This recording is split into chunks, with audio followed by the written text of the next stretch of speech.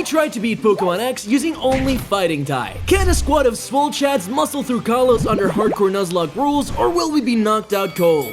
Let's find out.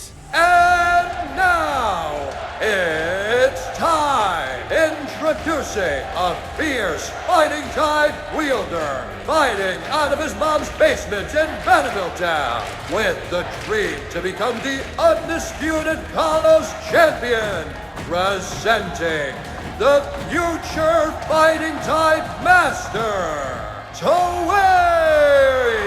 That's right! I'm the champion! Dang it, it was just a dream. Well, no matter. I'll get 8 badges, beat the champion, and then I'll be the undisputed Kalos champion for real. Right, Mom? Sure, kid. Just get out of the house already so Professor Sycamore can come over. What was that? You heard me. We set out on our journey to become the ultimate fighting type champion, and to do that, we needed a starter. Hello, friends! I have never met you in my life. Call me Twig of Fury, the next undisputed Kalos champion. Right, you can go away now. Not before I get a starter, and you better do as I say. I have a black belt in Kung Fu. Kung Fu doesn't have belts. Just give me my chest spin. With McGregor the chest spin, we started making our way toward the first gym to face the bug-type gym leader Viola. Yeah, we had a type disadvantage, but we also had a tiny grass hedgehog and a dream. Fighting out of Viola's corner was Surskit, and our plan was to punch away with rollout. But we just kept missing. Eventually, McGregor locks in and lands the second rollout, which finally takes down Viola's Surskit. Next, she sends in her Vivillon, and if there ever was a time to lock in and not miss, it was now. We go for rollouts and obliterate Vivillon, earning us our first gym badge. That's right, the Twig of Fury now holds a grand total of 1 whole gym badge. Undefeated and undisputed. What a Despite our great victory, we did mess up a little though, because right after I run into a Riolu, meaning we had access to a Lucario all along. But hey, we finally had an actual fighting type on our team, and I couldn't be more excited. Which got me thinking, we could put together a club of like-minded brawlers who also want a shot at the title. A fight club! We continue my journey to Lumio City, ready to recruit new members to our club when we bump into Professor Sycamore. So Prof, wanna join my fight club? Actually, I've got this thing later. What thing? A date with your mom. Oh. Don't tell your dad. Failing to recruit new club members, I decide to do a little training, and Chespin ends up evolving into a Quilladin. But he's still no fighting type, so he has to go back into the box, and we still only have 1 club member. To even stand the slightest chance of beating this challenge, let alone become the undisputed Kalos champion, we needed more allies. So I headed through Route 5 looking for our newest fighter, Pereira the Pancham. Pereira will eventually evolve into a part dark type, so that covers those pesky psychic types. And while Pereira is undoubtedly the definition of a menacing and powerful fighter, there's always room for more in the fight club. We also run into O'Malley the Krogunk, Makachev the Metatite, Jones the Mianfu, and Volkanovsky the Machop. Business is booming. The fight club was growing stronger by the minute, and with this upgrade, it's time to smash some rocks against gym leader Grant. And naturally, getting the second gym badge was an absolute cakewalk, as our baby brawlers force-pumped Grant's rocks to smithereens. So, Twig, can I join your club? Wait, you actually want to join my club? Oh my, yes! We have snacks and chalky milk and— Actually, on second thought, I'm out. Was it something I said? As a reward for our dominant victory, Khabib evolves into a Lucario. I'm feeling unstoppable, so much so that it's time to recruit a new Fight Club member, the Chad Luchador, Hawlucha, a fighting and flying type, which is great for the coverage, especially in our next battle against Karina and her fighting types. We also get to catch a member of the Blue Man group. Come on, get in the ball! Excuse me, I'm looking for the next gym. Old man, weird eyebrows, sensei! What? Is that you, Ethel? Okay, I know how this works. I've seen Karate Kid. You're gonna tell me to clean your house and do your laundry, and then bam, I'm a karate master. You're gonna preen my blouse and strew my quandary? and become a parakeet blaster? Oh god, I can't wait! Am I gonna learn how to throw fireballs? You're a bit stupid, aren't you? I'll be waiting by the gym to start my training. But once we make it to the gym, there's no sensei in sight. Instead, Karina is waiting for the ultimate fighting type showdown. We head into round 1, leading with Khabib against her Mianfu, and there's little she can do against us. Next is Karina's ace, Holucha. I decide to send out our own Holucha, but get close to a KO. Luckily, with a daring counterattack, our Holucha prevails and finally Machoke steps up. It's time for Saint-Pierre the Sock to finish things. A few kicks and chops later, the match is ours, and we extend our record to 3-0-0, as well as establish ourselves as the buffest, chattiest fighters in all of Kalos. Fine, you can have this badge. Just leave my grandpa alone, okay? But I was just getting started with my training. You put training in restraining order. Having kept our undefeated streak alive, our next hurdle was Ramos, the grass-type leader. But on our way, we actually bump into the Kalos champion. Alright, look. Diantha, you might be the champion, but how would you like to be the next, wait for it, Fight Club board president? I know, it's a lot to take in right now, but Your members include multiple babies, a pile of limbs, and a bird in a costume. sure, it's a work in progress, but... Never talk to me again. So we weren't exactly the most popular club to join, but that didn't stop the Twig of Fury from becoming the undisputed Kalos champion. So we dove headfirst into the next gym battle against Ramos, the grass-type leader. Wait a second. Old man? Weird beard? Sensei? Stay the heck away from me, Squirt! I have Mega Scissors and I'm not afraid to use them! We obviously had to prove our worth as a disciple in a battle before Sensei would train us. And so first up was Jumpluff, and I was totally unprepared, sending in Pereira the Pancham. Come on, Twig, you're better than this! After nearly losing Pereira to a single acrobatics, I amend my mistake by sending in Tapuria the Holucha, who can finish the job with Fly. Go-Goat is out next. With a combination of Roost to keep us healthy and Fly to wear down Go-Goat, we eventually take down the ace, and Ramos was down to his final Pokemon. Weepinbell steps up, but we stick to our winning strategy of using Fly and Roost, and before long, we've acquired badge number 4. So will you train me now? I'd rather die! People clearly couldn't see how cool and hip the Fight Club was. We had to improve our branding, and to do this, McGregor is now back on the team. This time as a chestnut, and we also bring in Edwards the Gallade onto the team. Sir, please join my Fight Club. We have... Fight Club? I'm a good fighter. Like this, right? Sure. That's a bit unorthodox, but you've got the spirit. Look, I know he sucks, but we're desperate. yeah.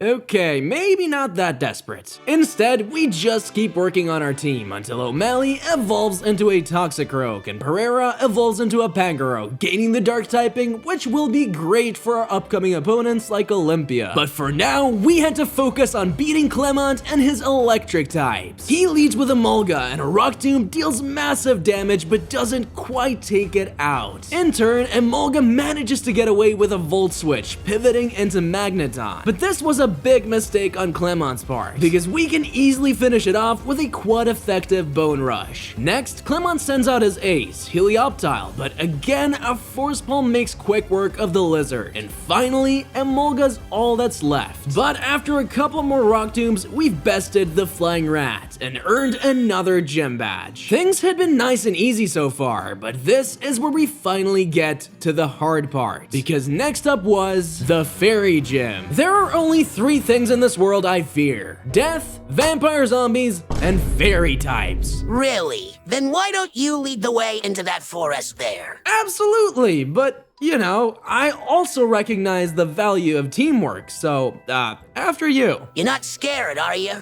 No, definitely not. I'm just looking out for our safety from, behind. If you go, we'll join your fight club. Wait, really?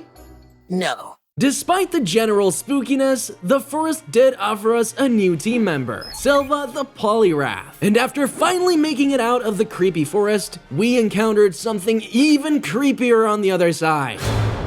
This fight is a rough one, since even the most skilled fighting type masters are dwarfed by these glittery nightmares. But we had a dream, so with my fight club ready to head into the pink and sparkling abyss, we took on Valerie and her fairy types. First up is her Mawile, and this is a scary little fella because its part steel typing negates any fairy type weaknesses. So instead, we start using Power Up Punch to buff up. Luckily, Mawile can't really do us much, so O'Malley can keep punching away with Power Up Punch. What I hadn't accounted for was that Valerie uses Hyper Potions to regain health, and so Mawile gets in a big hit that leaves us with just 12 HP. We hang in there though and counter with a final Power-Up Punch that takes out the pesky Mawile. Next out, Valerie sends out Mr. Mime, and I know we're low on health, but Mr. Mime doesn't have any priority moves, so I stay in. And with a super effective poison jab, we instantly take down the creepy clown. Last out is Sylveon, a deadly and ferocious fairy monster. And Sylveon does in fact have a priority move and quick attack, so I decide to switch to Edwards the Gallade. We start pummeling Sylveon with Poison Jab, which does a decent amount, but Valerie counters with a devastating Dazzling Gleam. A quick attack shouldn't be able to take us out from this range, so I stay in and land a final Poison Jab, taking down the horrible beast and winning us the battle. Another victory added to our undefeated winning streak.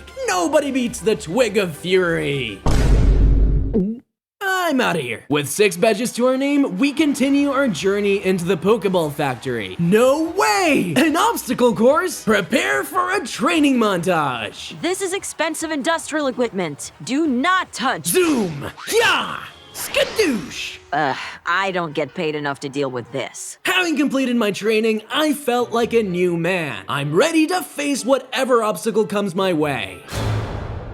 You don't scare me. So that's not your pee I smell from your pants? Shut up! So this was gonna be a tough one, but I had a plan that definitely wasn't just to put Shadow Claw on Khabib. So without further ado, we took on Olympia, the Psychic leader. First out is Sigilif, who's a tough type matchup being both Psychic and Flying type. But Shadow Claw deals a ton of damage, so it seems we're good for now. After another Shadow Claw, the Flying Maracas falls. Next, Olympia sends out Slowking, and don't let its goofy looks fool you, because they did fool me. Thinking I was safe to set up using Power-Up Punch, I get hit with a truck of a Psychic, and by then, it was too late. A Shadow Claw is just shy of enough to KO, and Slowking lands another Psychic, which takes out Khabib. Just like that, we lose one of our OG members of the Fight Club. It was time for Pereira to step up to the plate, and with a single crunch, we take out the Slowking. Maybe I should have brought out Pereira to begin with. Anyway, Meowstic is out next, but again, another brutal crunch from Pereira knocks out Olympia's ace and wins us the 7th gym badge. And so, with Khabib out of the team, we bring back Jones the Mienfoo to the team. And now, he can evolve into Mienshao. And with the Fight Club back to full power, we're ready to storm the Team Flare headquarters and take on Zerosic. He doesn't stand a chance against my brawny bunch and goes down without much effort. You might think you've beaten me, but wait until I unveil the Crystal Destructinator. Sorry. I mean, you'll pay for this. Silly child. There is no way you can stop me now. Oh yeah? I'll beat you up. No, you won't. I'm the future undisputed Kalos champion. Check out my moves. Hiya! Kid, you're embarrassing yourself. You'd be lucky to bruise a mosquito. Shut up, I hate you! Having totally beat up that loser Zerosic, who, by the way, wouldn't recognize a fighting type master if he saw one, we rush over to Lysandre's hideout to stop his evil scheme. But instead of an evil team leader, we end up finding something far, far worse. This is the stuff of nightmares. A fairy-type legendary. Quick, kill it with fire! Phew, crisis averted. Wait, you mean to tell me I have to catch a fairy-type? I had to put everything I stood for aside and play by the rules against my will. And who knows, maybe what was once an acrimonious rivalry could blossom into a prosperous friendship. Never mind. Rot in hell. And as if that wasn't enough, Lysandre took a page out of Doc Ock's gadget book and is out for revenge. This guy is no joke, with a stacked team as well as a mega evolution, but nothing our brawlers couldn't handle. So we take on Lysandre, and leading the charge we have Edwards the Gallade, who easily one-shots Lysandre's Mienfoo with a Psycho Cut. Honchkrow is out next, and that's when I realize we have absolutely terrible flying type coverage. I try sending out Jones, but she instantly gets taken down to red health. We U-turn out of there, which, by the way, works great with Jones's regenerator ability, and we then switch to Pereira, who once again gets obliterated with an aerial ace. I realize I need a bulky and fast Pokemon to save me here, and decide Tapuria the Hawlucha is the best shout. While an aerial ace absolutely destroys us, we do survive and counter with a high jump kick, which finally takes out the Honchkrow. But the battle is far from over. Pyroar is the next problem. I stay in and use Roost, thinking Pyroar won't hit too hard, but I was wrong. A Fire Blast obliterates Tapuria, but we do Yeah, of course. That's about right. So thanks to bad RNG, we lose another Fight Club warrior. But thanks to Tapuria's sacrifice, we can send in Jones safely. A Drain Punch doesn't quite KO, but we do survive a Hyper Voice, so on the next turn, we can take out Pyroar with a U-turn. Finally, Lysandre sends out Gyarados and Mega Evolves it, which almost helps us since it gets rid of the flying typing. McGregor is out and tanks an Outrage. We hit Gyarados with one final Hammer Arm, and that's enough to take out Lysandre's Mega Gyarados and win us the battle. Haha! Once again, my epic move smashed the competition. You did nothing. You have a stacked team. Do you even know any martial arts? Excuse me, I'll have you know that this is a black head belt awarded only to the greatest warrior in this realm. I cannot believe I lost to you. With Team Flare out of the picture and Silva the Poliwrath on our squad, we can now continue our journey to Snowbell City, where the final gym is located. But before that, we bump into this Girder, the perfect new recruit to our club. We'll call you Johnson, and your first task is to build a clubhouse to train in, since you clearly have a knack for that. It's perfect. Now for some training. Everybody knows you have to stand under a waterfall to instantly turn into a fighting type master. Just ask Chuck. Time to level up. You know what's about to happen? No? We're gonna battle, silly. All right, whatever you say.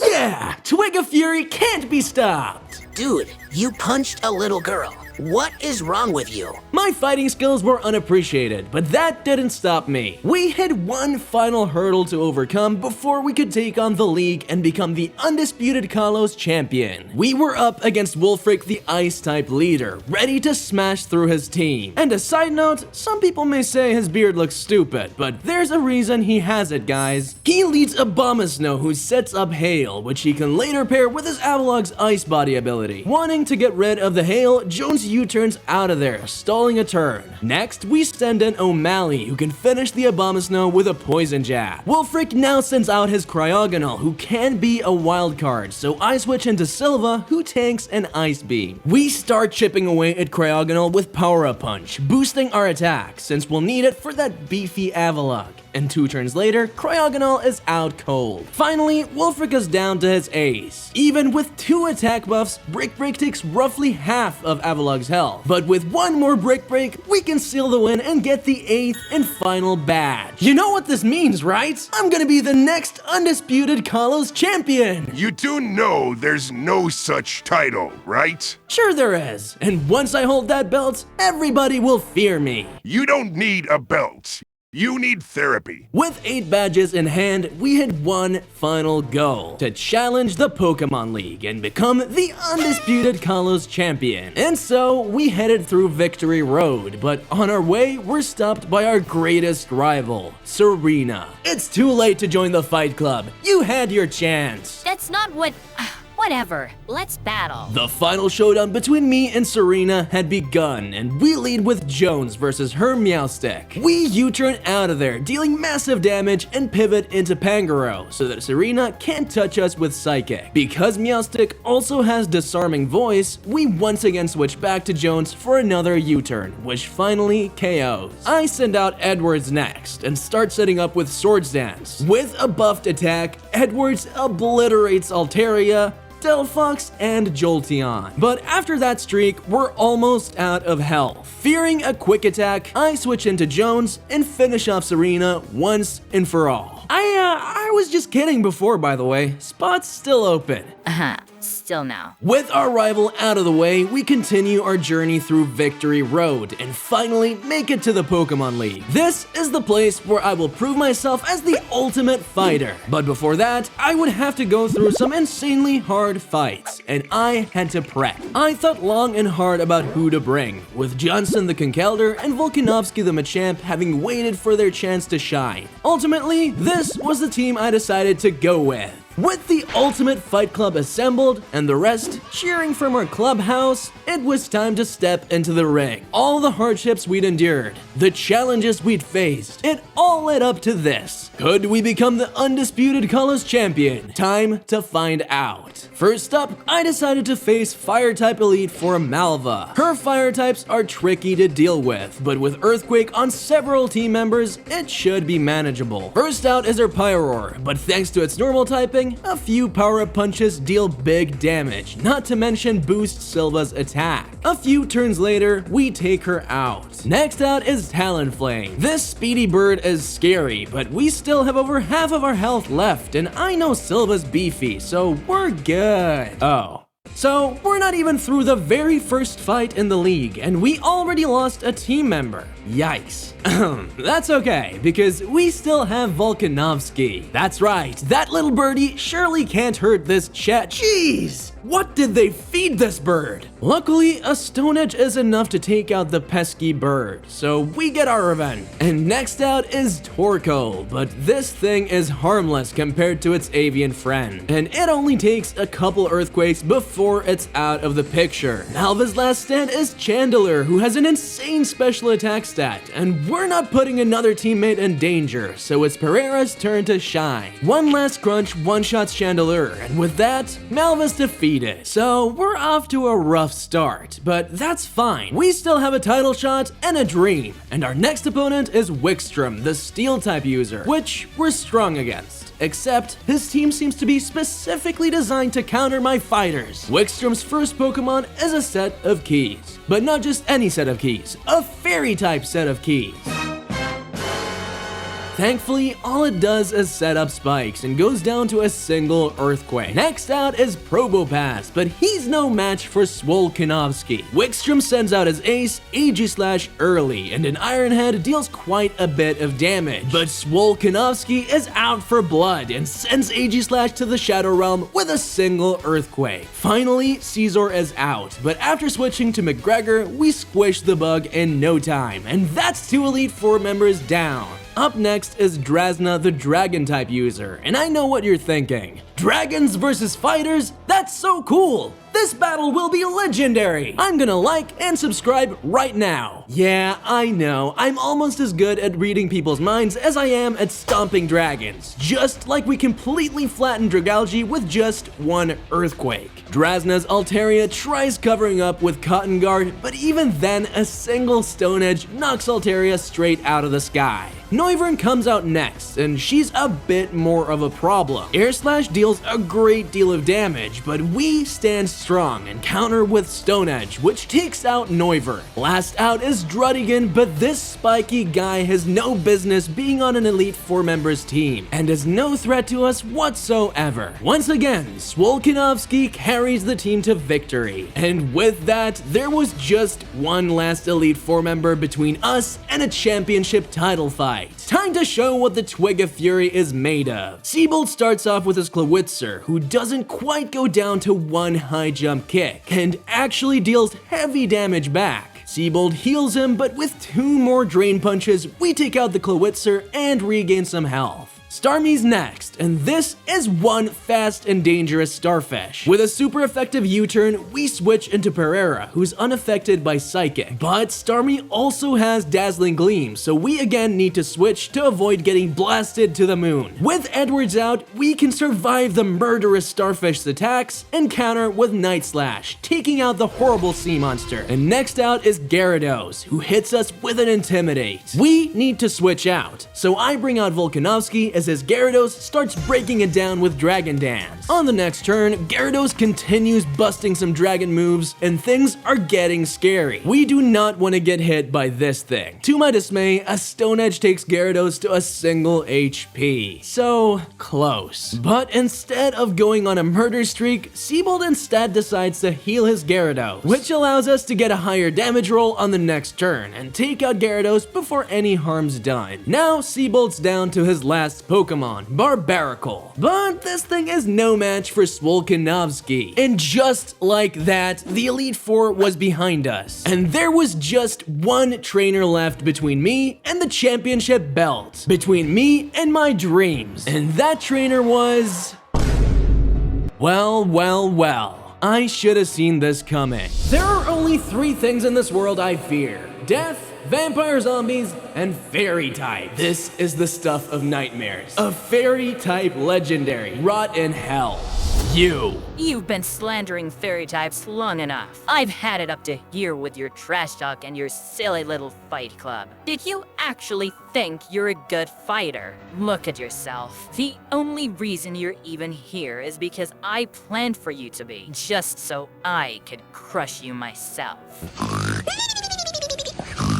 Were you talking? Can I have my champion's belt now? That's it. I'm gonna enjoy beating you. So the true villain was Diantha and her fairy ace all along. Could I defeat her once and for all and become the undisputed Kalos champion, or would I fail right before the finish line? Find out on the next episode of... Okay, this has gone on for long enough. Let's just battle. Diantha sends out her whole Lucha, which reminded me of our own Tapuria, and this Psycho Cut goes out to her. Next out is Gorgeist, and it has Phantom Force, which allows me to hit it with Night Slash and get the heck out of there. Pangoro takes the hit well and crunches right through the probably delicious pumpkin. Aurora's is out next, but let's be honest, it's just fighting type fodder. Goodra steps out next and hits hard with Dragon Pulse, but we hit back even harder with Dragon Claw. Diantha tries to heal Goodra, but we use the opportunity to switch to McGregor, who has to tank a Fire Blast and gets awfully close to death. Oops. Anyway, a final Dragon Claw is enough to KO. Diantha sends Tyrantrum into the ring next, so I send Jones in to put an end to the fossil. Finally, Diantha is down to her ace, Mega Gardevoir. This thing is the scariest thing I've had to face this whole run, but we were so close now. Jones heads out with a U-turn into Pereira, who sacrifices himself for glory. A true champion, and thanks to his bravery, we can bring in Volkanovski. Gardevoir hits us with a brutal Moonblast, but we hang on and counter with a super effective Poison Jab.